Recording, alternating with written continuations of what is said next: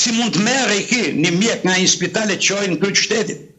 Një shmenduri, po jo popullore. Një shmenduri e perëndimore dhe Ramizalis që e vuan, apo atyre që ne nuk e dim që e emruan.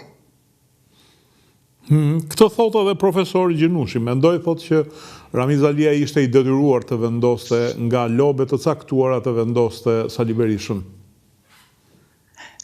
E para sistemi sistemi shqiptar ka rënë që në 85. Dhe nga 85 në 90 ishte halli që të adopsojmë sa ma shumë ekonomi që kur të bërtasim e thrasim të thonë gjithë po, kemi shku në fund tani, që na duhet. Hajtë të bëjmë një hap në ryshe. Pra ishte pregaditur i tërë superstruktura e ndërrimit sistemit. Por nuk fliste kush. Dhe unë kam jetuar në Athinë me një nga antarët i byrosë politike, ishte antar i byrosë politike, miku im i ndjerë, Kiqo Mustaçi, ish ministri i mbrojtjes. Kam debatuar me te, kisha shumë mik, kam debatuar. Nuk dinim gjë mbetoj, nuk dinim asgjë më po thotë. Po edhe udhëheqës tjerë Partisë së Shtetit Shqiptar të Kosovës Socialiste, unë kam njohur afër ata. Dhe me betonin që nuk dinim gjë fare. Vetëm se po, shikojmë, ata ishin gjithë gatshëm për të bërë më të mira. Dhe askush se ka kundërshtuar. Ata kishin besim absolut, dhe askush se ka kundërshtuar.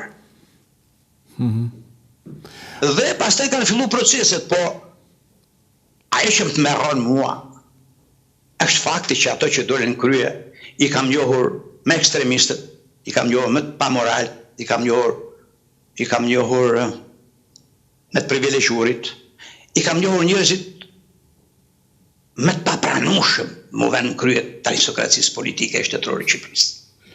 Dhe nuk gabova se shikoj ku jemi sot.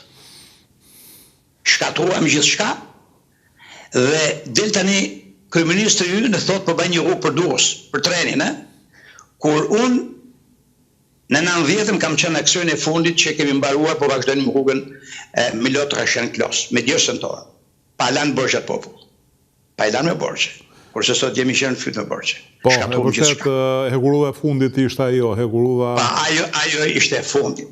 Kështu që unë nuk mundet t'i besoj e Berishës, kurse si kështu që isha si një farë mënyrë më shpallën si terroristi spitaleve, të majegri, më thonin se shkruja kundër këtyre problemeve.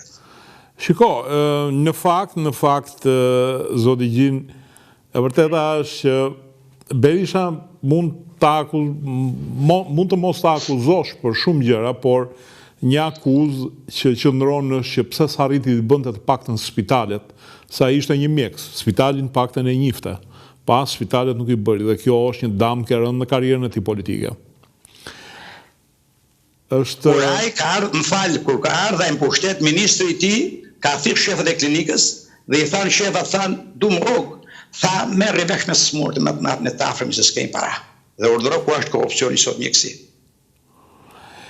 Zoti Gjin, juve si i përjetuat ndryshimet demokratike, demonstratat e studentëve, grevat e tyre të urisë? Ato kanë qenë të gjitha të ndjetësuar nga sigurimi i shtetit, nga një degë sigurimi i shtetit që i besoi Ramiz Alis. Askush s'ka bërë asgjë, dhe unë do t'ja lef nistin të jetën, do i them paktën mos u gënje. Mirë luftën e botërore s'kam qenë unë, po këtë e kam parë unë në sy. Ajo ka qenë gjithçka me urdhër, me porosi. Dhe cili do që thot ndryshe, vetëm mashtron atë popull. Në krye tyre është vend që në fillim Sali Berisha. Dhe i ka thënë merr ekipin tani dhe fillo e thirrje për ditë. Kurse socialistët me vrap thanë të ndrojmë emrin e partisë dhe të thëjë perëndimi që tani u bën më antikomunistët e botës. Në fakt, në Shqipëri nuk ka pas ndonjëherë komunizëm, as në botë. Unë nuk e di në vend botës këtë pas komunizëm, ka pas vetëm socializëm. Po kjo është një slogan që përdoret në Shqipëri për ditë, më habit. I dashur, Pader, ke pasur rast të takosh student u fol atëherë për të vrarë në malin me gropa e tjera? Kush vrarë para 90-s? Jo, në 90-ën, që u vranë të malin me gropa. Në 90-ën e pas kam pa të merë më sy. Unë nuk ja falë vetës që nuk u futa në ambasada bashkë me qënat e lagjës. Futa ata dhe shkoj u që e më hangër atyre. Nuk 90-97 për mu kanë qenë i burg. Tisha në burgun e Burrit dysha më mirë.